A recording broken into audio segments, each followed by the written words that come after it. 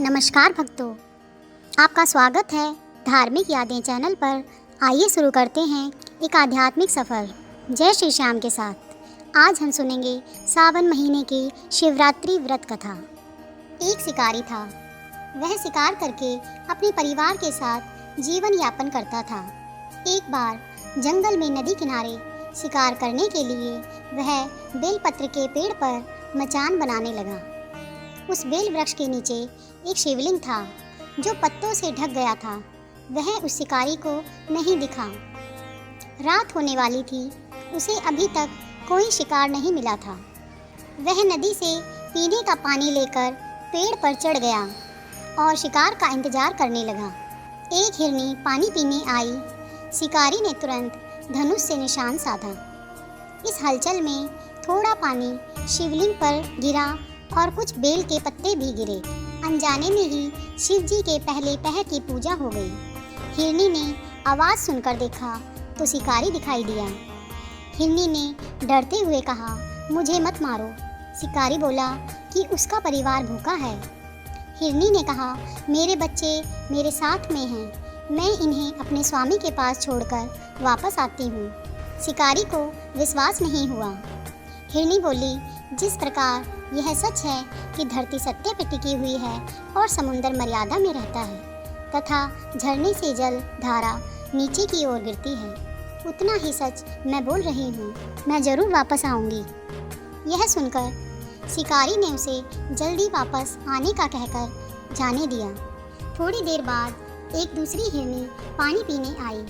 शिकारी ने निशान साधा तो फिर थोड़ा पानी और पत्ते शिवलिंग पर गिरे और अनजाने में दूसरे पहर की पूजा हो गई। हिरनी ने शिकारी को देखा तो उसने जीवन दान देने की प्रार्थना की और कहा कि मैं अपने बच्चे अपनी बहन के पास छोड़कर आई हूँ। मैं उन्हें अपने स्वामी को देने के बाद वापस आने का वचन देती हूँ। विश्वास न करने पर और वह बोली कि वचन देकर पलट जाने से सारे पुण्य नष्ट हो जाते हैं, इसलिए मैं ज़रूर लौटूंगी। उस पर भरोसा करके शिकारी ने उसे जाने दिया। कुछ देर बाद एक हिरन वहां आया। शिकारी ने फिर बाण चढ़ाया तो कुछ और पानी व पत्ते गिरने से तीसरे पहर की पूजा हो गई। हिरन ने परिवार से अंतिम बार मिलकर वापस आने की याचना की। शिकारी बोला, पहले वाले भी वापस नहीं आए, तुम भी नहीं आओगे तो मेरे परिवार का क्या होगा? हिरन बोला, अगर वह वापस न आए तो उसे वह पाप लगे जैसा उसको लगता है, जो समर्थ होते हुए भी दूसरों की मदद नहीं करता। इस पर विश्वास करके शिकारी ने हिरन को भी जाने दिया। रात के अंतिम पहर में उसने देखा कि सभी हिरन, हिरनी और उनके बच्चे सभी आ गए। उसने खुश होकर धनुष बाण चढ़ाया तो जल और बेलपत्र के पत्ते शिवलिंग पर गिरे तो चौथे पहर की पूजा भी हो गई। इस प्रकार चारों पहर की पूजा संपन्न हुई तो शिकारी के सारे पाप भस्म हो गए। उसकी अंतरात्मा जाग गई और उसका निर्दयी मन कोमल हो गया। भगवान शंकर के प्रभाव से उसका हृदय परिवर्तन हो गया।